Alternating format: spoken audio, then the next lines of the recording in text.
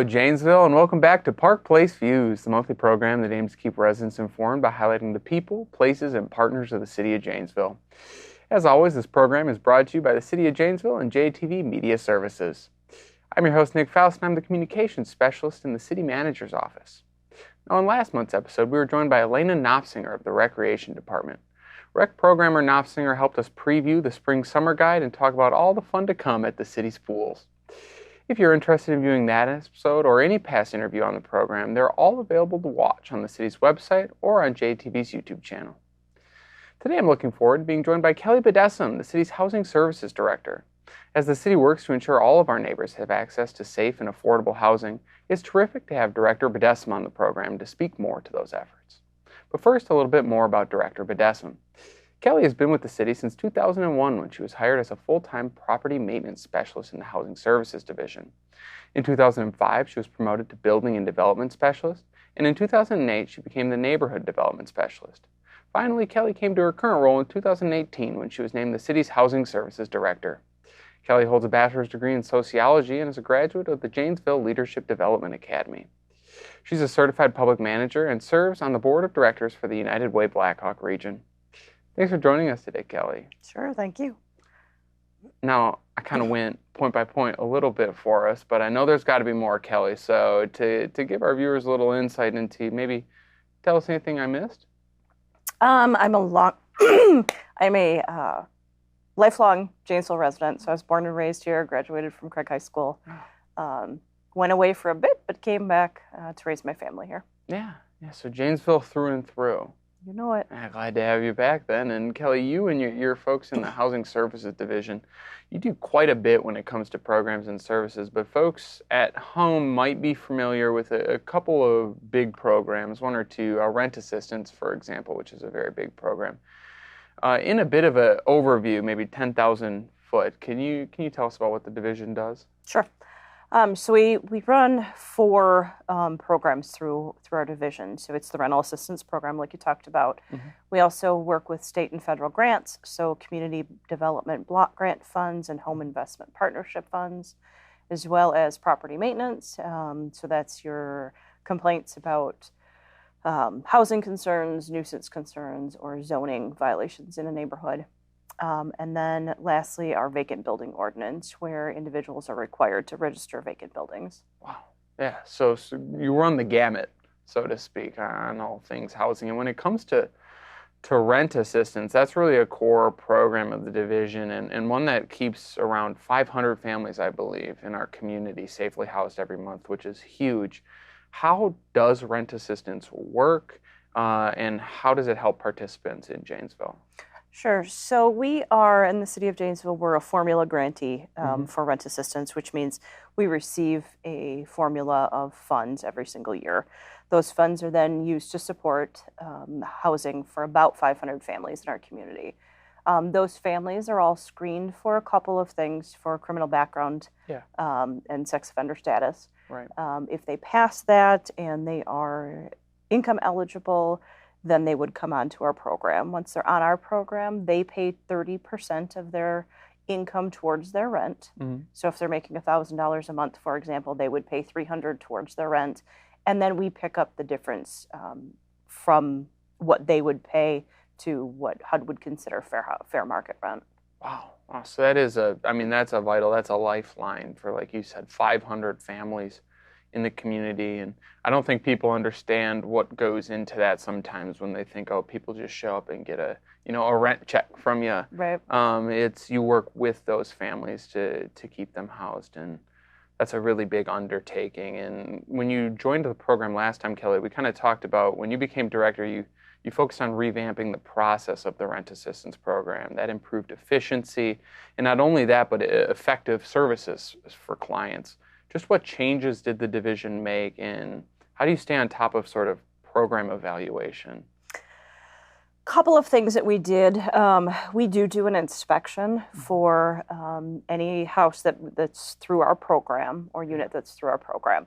And we reduce the number of times that we do the inspection. So if we go out 1 year and that unit passes without us finding any violations, we skip the following year, so we wait 2 years to go back. That not only saves us time, it saves the tenant or the participant time with having to meet us there.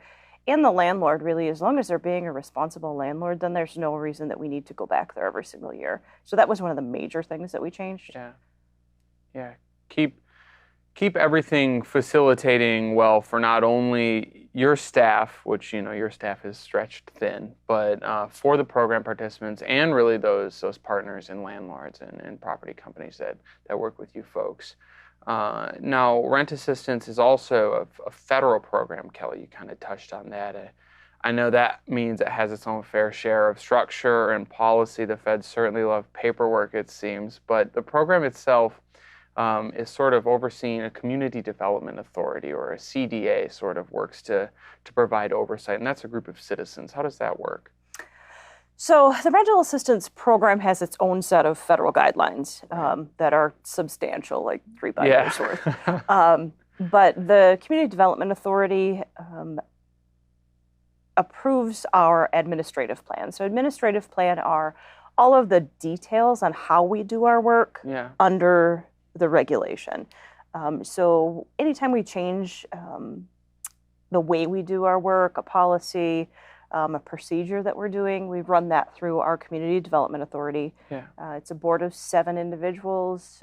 2 of them are city council members, and they look through all of the changes that we want to make to help our program run smoothly and provide us feedback and ultimately approval for any changes. So while there's, we think about this impersonal federal sort of policy and structure, the program also does have sort of a local touch if you were a group of citizens that work with you to kind of make it fit for Janesville and on your staff's recommendations.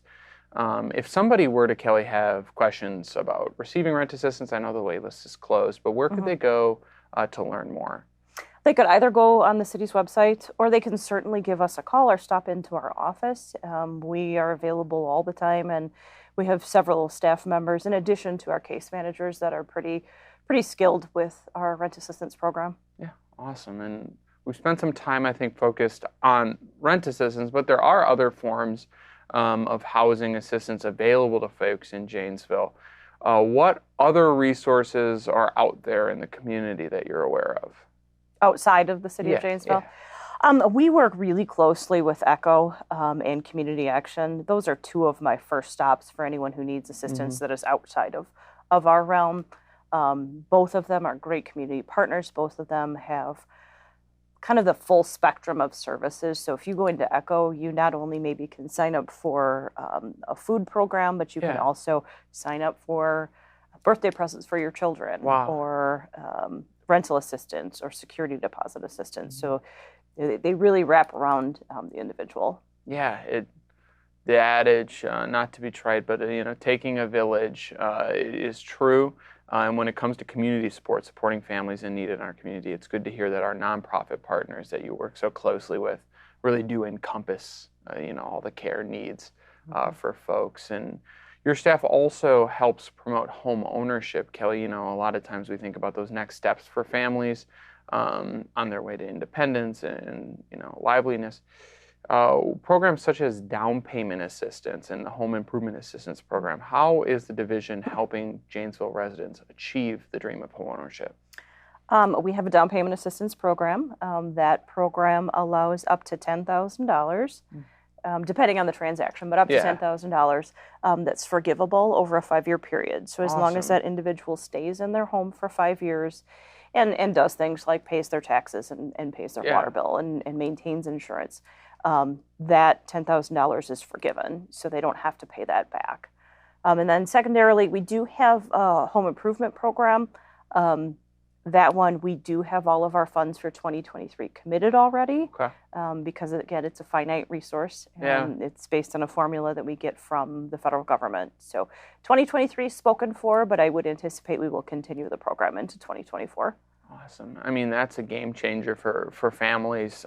Thinking about, we think about home ownership and how in some ways it hasn't reached everyone in our community over the years, and what what an important piece it is to building generational wealth and setting you and your children up for success into the future. So, I mean, that is such a positive impact for folks to be able to take advantage of those programs. It also, I mean, you mentioned some things about getting folks into homes. It can be really crucial for our community. And what benefits do you see in our neighborhoods when we are getting folks invested and owning their own homes? I mean, it's just that it's that ownership piece, and when someone knows that it's something that's theirs, and like you spoke of, will either pass that down to their children, or maybe the profit from a home pass down to their children. They just have more ownership in it.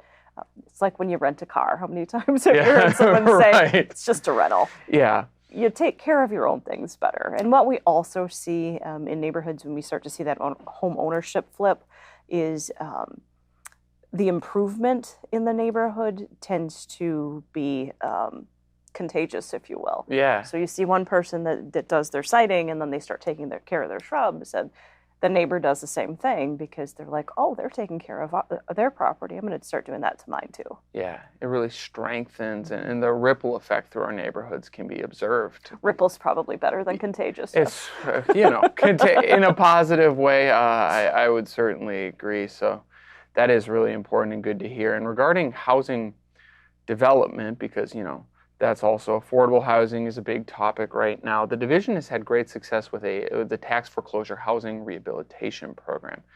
That's a transformative initiative that takes tax delinquent properties, as I understand, you rehabs them a bit, and then offers them to folks that are income eligible. Could you tell our viewers about that?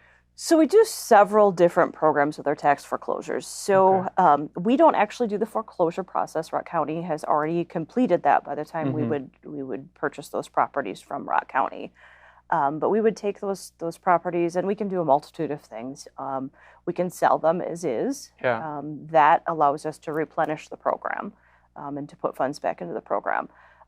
At times, we will completely do a rehab on the house, and we will then sell that to income eligible households. We work with nonprofit partners so that they are able to do that same thing, whereas we're kind of hands off at that point. We transfer to them, they work through that process. Or at a very last resort, we do demolish some of the properties. Some of them are just too far gone. What we do with those lots is we either will offer it to neighboring property owners. Sometimes they have a really small lot, and it's helpful for them to get additional yard, some additional square footage in lawn. But other times we will take that lot and we will donate that to a nonprofit developer for new single family construction. That's awesome. And you think about that when we think about properties that are tax delinquent and they've been foreclosed on by the county. What a great spin, a regenerative program to be able to take it and make something good out of that and extend that opportunity, extend affordable housing. Because when we talk about home ownerships and costs, Kelly, I know folks out there in the community have probably heard it's a difficult state of affairs for affordable housing, not only in Janesville, but really across southern Wisconsin, across our nation. What are you seeing on that front? Are we making progress? I would like to say we are. I don't know that we are. We just listed a couple houses through that tax foreclosure program just last week, and the response to 2 houses on the market that were under $200,000 was astronomical. I probably had 20 showings in the first couple days it was on the market.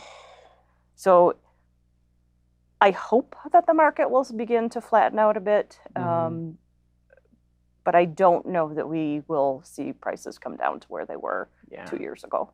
It's just it's continuing to be a tough road to hoe, and that underscores, I think, the importance of what we've talked about so far, because like you said, I bet those under 200K, that's folks flooding into that listing, and that really underscores the problem we have. And outside of maybe the redevelopment process there, how else is the city working to make sure affordable housing units are added to Janesville?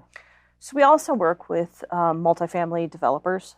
Our last one was the River Flats Apartments. That's right next to the Janesville Police Department. We continue to work with developers. The challenge is it requires multiple funding sources all to come together in order to make a project happen. Yeah. So we're working through some of those right now, and we hope that they come to fruition. It's that building that capital stack, which is probably another fun facet of your job, is trying to make everything come together, fit neat when it comes to those affordable developments. And I want to take a chance to really highlight that critical work, because if we think about what makes Janesville lively, what makes our community work, and what makes our economy function, it's a healthy mix of folks from backgrounds. And so investing as a city into those affordable units really pays dividends for all of us in the future. So keep up the good fight there. Try. And pivoting a bit then, Kelly, thinking about another area, property maintenance is a significant priority of the division. Mm-hmm. It's springtime, and sometimes as the snow melts, that becomes a bit more of a topic du jour, but safe and sanitary housing is so important to the community. How does the division work on the property maintenance front? So we have 3.5 inspectors for the entire city. Wow. So that's a lot of parcels per inspector. And so we have that broken down. I have 1.5 inspectors that do specifically housing complaints. Mm-hmm. And then I have 2 others that do mostly the nuisance complaints. So when the snowbank melts and there's a pile of trash underneath. Right. So we work in a couple different ways. We either will take complaints, and those can be anonymous because we understand that people don't always want to complain about their neighbor. Right, not easy. Or we also have an individual who is grant funded, and she works proactively. And she will go out and take a look before it bothers a neighbor so much that they have to call us. And so she will do that. We send out notices that says, hey, just to let you know, this is a violation. Mm-hmm. If they take care of that violation or give us a call and request a extension, our inspectors are amazing people, and they will work with just about anyone on any circumstance.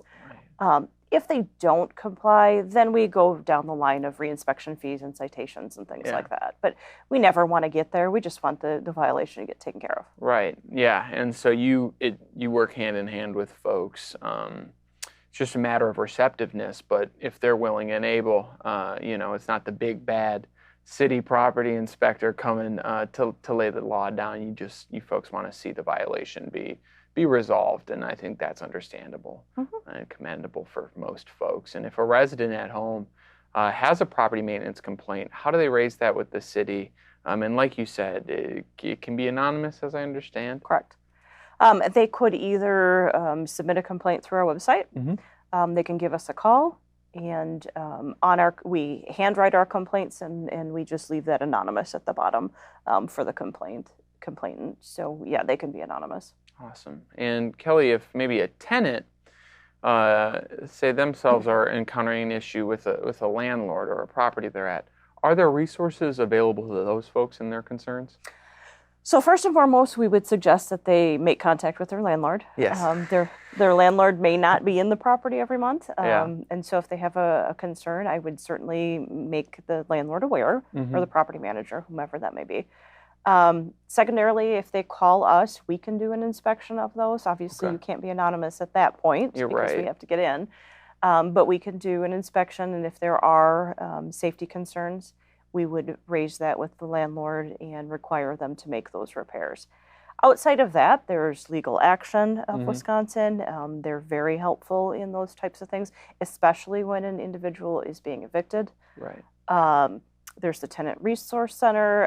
Their website has some great information on it, but that's where I would start. Yeah, so there are options out there. And again, another process where collaboration is key.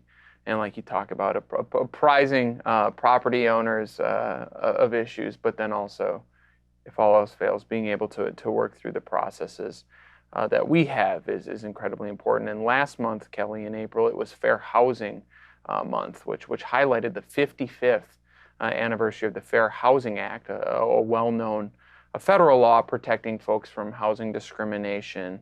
While people have maybe heard fair housing, I think, used in conversation, could you give us an overview of fair housing laws and what protections are in place? So fair housing is a federal law, but there are also state and local caveats to that. Mm-hmm. But it essentially is a requirement that all people have housing as a basic right. Right. And so there are certain protected classes, and if someone feels that they've been discriminated against based on their protected class, they can certainly give our office a call, and we can run them through what a fair housing complaint looks like. Right. We can give them suggestions in-house, but we also have, we refer out to both the HUD as well as the state of Wisconsin. Yeah, and you touched on it a bit. There are caveats and at the federal, state, and local level. And as I understand, while maybe the feds in the state have caught up a bit, for a while, Janesville, through local ordinance, actually protected gender identity while it was not a protected class elsewhere. That's really important to highlight, not only with Pride next month in June, but why is it so important that we extend those protections further? Why is it so critical that we're able to do that? In 2020, there was a Supreme Court decision that classified gender identity and gender expression under the federal protected class of sex. Okay. So those are now federally protected classes. So anyone who feels that they have been discriminated based on those items are also now protected under the federal law. Yeah, wonderful development. And you know, fair housing, I like to think about this every April. It's not something that's been done. We're not celebrating the 55th anniversary of it ending. Housing discrimination, I should say. It continues on, and it takes a living commitment for us to fight it right here in the community. So imperative that we highlight your resources there, Kelly. And I think that just about does it for us on the program. Before I let you go, I'd give you a chance to maybe highlight anything else. I don't think I have anything. Wow. I mean, we do so much every day, but I don't know if there's one specific thing that stands out to me because we do so many different things. Yeah, certainly you do, and we flew through it here. If anybody has questions at home, Kelly, how can they get a hold of your office? So they can contact us at 608-755-3065. That's our main number. It does put you into a phone tree. A bit of a tree, yeah. Just be patient. If not, if all else fails, just push my extension, and we'll figure it out. Get you on the horn, and we'll take care of it. Awesome. Well, thank you, Kelly, not only for stopping by Park Place Views again, but for all you and your staff do to ensure safe and affordable housing is available in our community. The impact you make not only on rent assistant clients' lives, but the lives of residents and neighborhoods is so important to building a strong and resilient community. So thank you. Thank you. And I want to thank you, our viewers and residents, for tuning in today and for all you do to help make Janesville a community of choice to realize life's opportunities. I invite you to stay connected with the city by following us on Facebook, Twitter, and Instagram, signing up for emergency notifications from the JPD via the Nixle app, and registering to receive our weekly city press releases by visiting www.janesvillewi.gov/email list. For Park Place Views in the City of Janesville, I'm Nick Faust. Thanks for tuning in, and we'll see you again next month.